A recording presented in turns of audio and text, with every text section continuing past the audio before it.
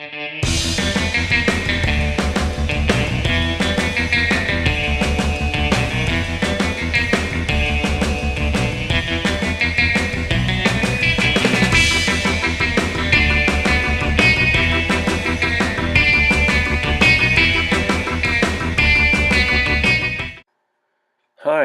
welcome back. This is a continuation of how I got into model building, or in this case, it's more or less how I stayed in model building. So, as the years went on, here I am at high school graduation. Quite the snappy dresser, eh? Anyway, at this point in life, most people, guys especially, are getting into rebelling, or we're already into rebelling and whatnot. But this is a picture of me at that age. I was not interested in alcohol. I had reasons for that I won't get into here. Drugs seem even stupider. They were illegal, and why would you want to get caught with that crap as far as I was concerned? And being a good Catholic boy, I didn't think you were supposed to be chasing around after girls unless it's the one you actually intended to be with forever. Um, Hey, that's me. What can I say? Um, I just always thought you were supposed to follow the rules, and I followed the rules. So, I mean, I even had abstainer's insurance on my car at one time. So, um, that's how square I was. Um, I was also involved in a church youth group at the time, which I continued with into my early 20s, helping out running retreats for teenagers and whatnot. And that's where I met my lovely, understanding wife. And so we got to know each other there, and our relationship continued, and we eventually got married. And so that meant buying a house, and when we moved into the house, the models came with me. Here you see some of the built-up models that transitioned to the new home with me. Front and center is the Mod Squad Woody Wagon. Also, there's a police car there. I also have the Chevy fire car somewhere. I have the Sonny and Cher Mustang in a box somewhere. I didn't go through all my boxes of built-ups, including built-ups I've bought at shows since then. These are just some of the ones I could find easily. You can see there's Batman hanging in there, as well as a couple of Starship Enterprises, including one of the early ones that had the wiring for the lights and whatnot. I don't recall if I ever got that working or not. I think so, but I don't remember. It's been too many years. You can also see a Skidoo in there as well. That's a lot of parts missing off it, but it came with me. Here are the kits. Some of the kits that came with me. They include planes, and on the plane boxes you might see later it says parts missing. That's when they came back to the store, and the store just were going to throw them out, so they came home with me. Also, some of the car models and a couple of the tank models. Those are the sum total of the tank models I have. You can tell I'm not into armor. There's Charlie's Angels. Who could resist that as a young fella? And here's some of the boxes with the open contents. Most of them have been messed with. That Pyro GT is a really neat kit. There's actually parts from two of them in there. That's the monogram Cord that I tried building because my dad loved that car. Some relative, or he knew he'd been in a Cord anyway. And so that kit is always special to me, and I love Cords anyway. So, and there's a large-scale Corvette that came up here with me as well. You also see here some of the boxes open with showing the parts and how they've been messed with, including some of the plane parts. I did try to work on some of them. There seems to be a recurring theme here, but I did try, including an old Revell Sopwith Camel biplane. Which, of course, if you were into Peanuts and Snoopy, Snoopy drove a Sopwith biplane, so I mean, I wanted one of those. Also, you'll see coming up that I saved a lot of the old instruction sheets too, and I still have them. Yes, I don't tend to throw a lot out, and we'll keep seeing that as this video goes. Um, so after a while, after we were married, I think it was at a mall in one of the nearby cities, I found a magazine. It's by a company called Scale Modeler, but it was an issue called Auto Modeler. And it was a special issue of this magazine. They didn't normally do just car magazines. And what I found, while there were some great articles, and you'll see that here as we're speaking, there were some great articles, but what really caught my eye was an ad for a new magazine called Scale Auto. And it had all the information that I needed to subscribe to Scale Auto, and I thought that was pretty exciting. A magazine just for car modelers, and I didn't waste any time in filling the form out and sending it in. And here you see that I still have the money order that I sent away. Now, whether that's the first one or the second one, I don't remember. I was sure it happened in '83, but it might have been '84. But yeah, I keep stuff, and that was one of them. And here's those were some of the covers of the early Scale Autos that I got. One of my favorite issues of Scale Auto Enthusiast was this early one with Terry Jesse's Dirty Dodge police car. I thought the weathering on that was absolutely fantastic, and it remains one of my favorite issues of the magazine. Another event that became important to me as far as model building, I started going to the event in the mid to late 80s. It was known as the Hobby Show. It was held at the International Centre near the airport in the crux between Toronto and Mississauga, Ontario, and it had hobbies of all types. It had remote control, aircraft, helicopters, some cars. They had a great big pool that they set up in there for the remote control boats and whatnot. There was a whole section with all sorts of different train clubs with their trains set up.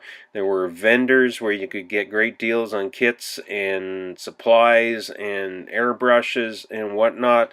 There was marquetry. There was shopsmiths set up there.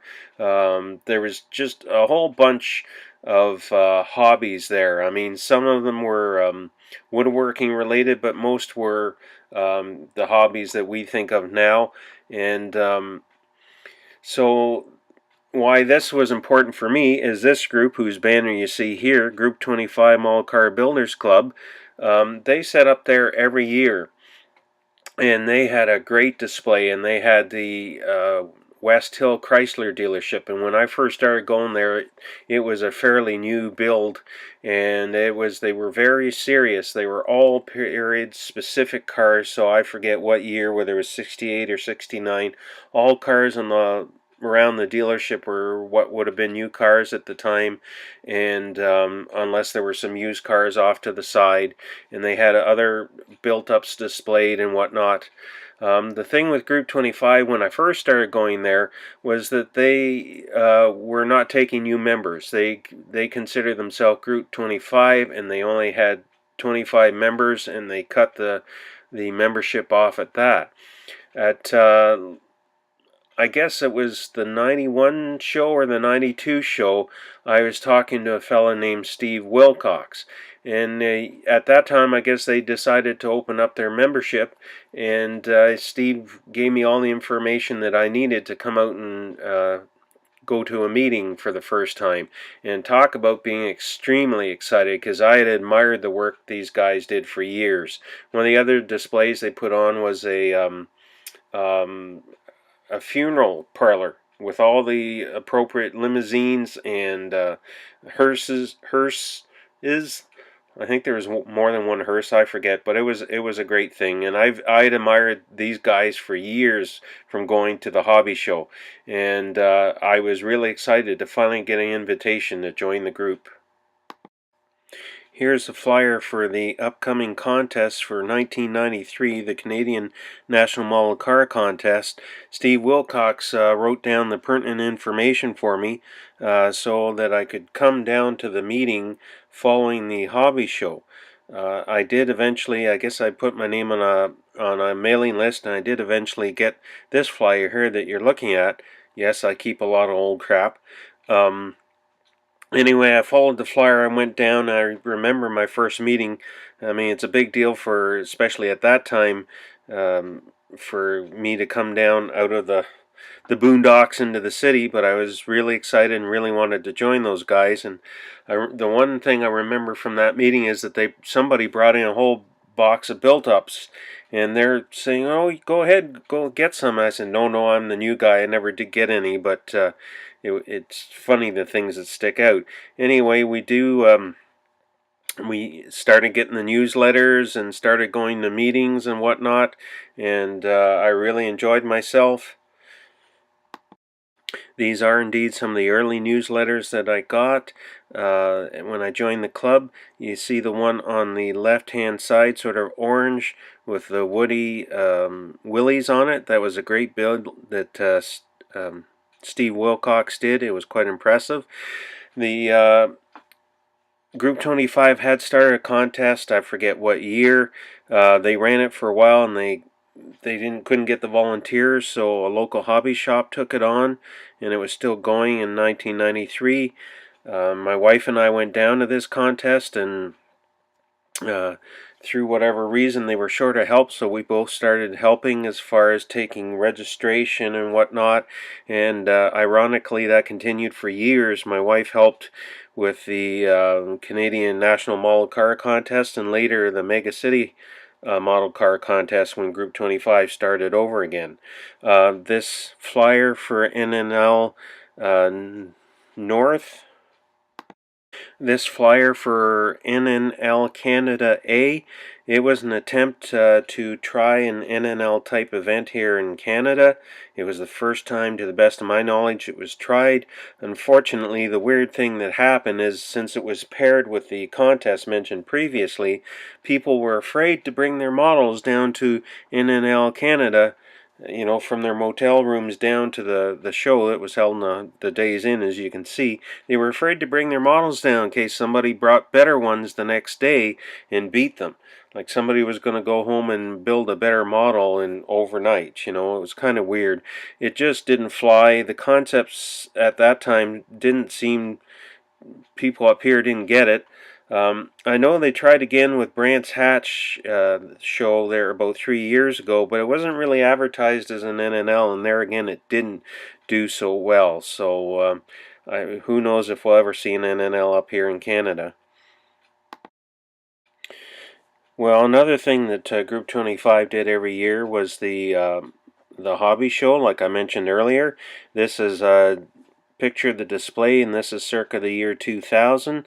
By this time the hobby show was starting to die out, but we still had a display there. You can see the banner was a newer banner that we had. I used to complain about the banner that they had when I joined the club because it said Group 25 Model Car Builders and Slot Cars. And I didn't know diddly about slot cars, and it seemed like everybody that had a slot car question, I always ended up with them. And I said, "Get this. We're not they do slot cars now, but at the time they didn't." And I said, "Can we get the slot cars off this banner, because I'm getting tired of trying to answer slot car questions that I know nothing about, you know." But anyway, it was always a great time. We loved it. I drove down 3 days. It was a Friday, Saturday, Sunday. I drove down each day and drove back. It was cheaper in gas than it was for a motel room. And we'd sit and we'd tell people what we were doing. We ended up with a build table so they could remember, you know, building models. We had a display of an exploded model. You can see in the one clip, our editor Joe Johnson did a great job of putting all the parts on a black background so people could see what a model kit was, because so many forgot. The worst thing about the hobby show is we had barriers and stuff in front of the models, but especially with the advent of diecast, more and more you had people that just reached over and grabbed them, and it's like, whoa, no, no, no, no. Some people were threatened with their lives. You couldn't get away with that now, but back then it happened. Um, just no sense of, well, this barrier isn't here for me. It's like, it was crazy. But overall, we had a great time. There were great sales on, Borgfeld, which is a wholesaler up here. They used to blow stuff out, and we'd pick stuff up real cheap, and they could tell Group 25 was there because we'd come barreling in their booth and clear them out. But it was always a great time at the hobby show. We still miss it to this day, but it just kept dying out. I guess internet and whatnot just kind of killed it. Another thing with Group 25 is I became aware of some of these shows down in the States, especially NNL Nationals down in Toledo, Ohio. They'd been displaying down there for a few years. Mind you, by the time I first went in 1994, that worn out old shirt in the middle of that picture, by the time I first went down there, they were no longer displaying, but there's usually a good group of guys heading down to NNL Nationals. Really opened my eyes. There again, it's a show where the number of vendors back then selling kits and stuff, it just blew my mind, and it was something else. And I went there for a number of years, and then became aware of NNL East, and that has sort of become our destination for the group as it exists now, at least the group I'm in now. And so we tend to go there more often, although, as you know, I went to Great Salt Lake, had the shirt on the middle on the right hand side, went there this year and had a great time. After a number of years in Group 25, we'd been putting on the Mega City Model Car Contest. It was always a battle trying to get people to do stuff, and there were always tensions in the room, and almost every meeting was involved in organizing the contest. The minute it was over, you started again, and there's a lot of tension. Finally, at the end, the person who was president at the time kind of badmouthed half the people that worked on it, said this was wrong, that was wrong, and everything else. And it eventually got to the point where we're fed up with this contest that you couldn't enjoy the meetings, and then to get criticized after all the work was quite annoying. So a group of us finally decided, no, we've had enough of this, and we walked away, for better or for worse. And we created our own group called TAPS, Toronto Area Plastic Modelers. The S is at the end of Modelers is the S on TAPS. We're a group that just gets together to build models. We have, we don't put on a contest. We don't do anything else.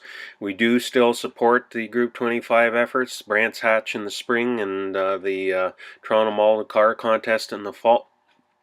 But we don't. We're just kind of washed our hands of that type of thing. It's been a much more relaxed experience, and we're going to keep going that way. We support a lot of contests around here, like by going to them and buying from the vendors, and a few of our guys put stuff in for whether it's a contest or display or whatever.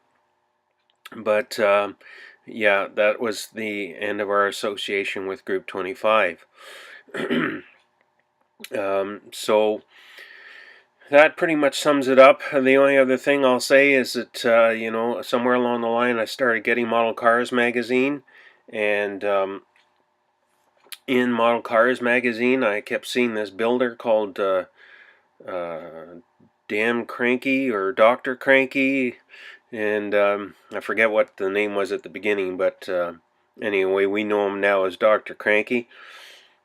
And then I saw him on the Model Cars forum quite a bit, and I saw that he had a YouTube channel, and so I started watching his YouTube videos, and then I started watching Styrene Junkie 73 and CT Speed Shop, and Chevy Cheeseburger and a number of others, and I thought, well, I can do this.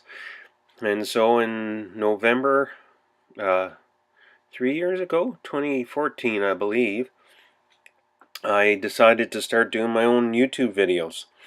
and that's how we got where we are today. Um, so my channel name originally was just my name, PG McDonald, but that didn't sound cool like Dr. Cranky or CT Speed Shops. So I went with reality, and I just went with Lazy-Eyed Modeler because I am a lazy-eyed modeler. My left eye is extremely weak. My right eye is just sort of weak, and so I don't have binocular vision, and that's why I struggle with a lot of what I do. It's not insurmountable, but it is what it is. So that's why I went with Lazy-Eyed Modeler. Why did I go with the Woody Workshop? I love Woody wagons. If you look in the snow scene there, the snow fort, in the first video, you can see my dad's first Woody. It was a '69 Ford Country Squire. I loved it because it was a 4-door and not a 2-door where I had to climb over paint cans and tools and all the crap he kept in the back of his car. I loved the Woody from the Mod Squad, like I said. There's just something about Woody automobiles that I really like. I wish I could own one in real life, but I'll just have to confine myself to the models. So that's it. That's how I got into models, how I stayed in models, and my channel name, and why the workshop's called what it is. I hope you enjoyed this series, and I'll do a toss of sprue soon. Take care. Bye now.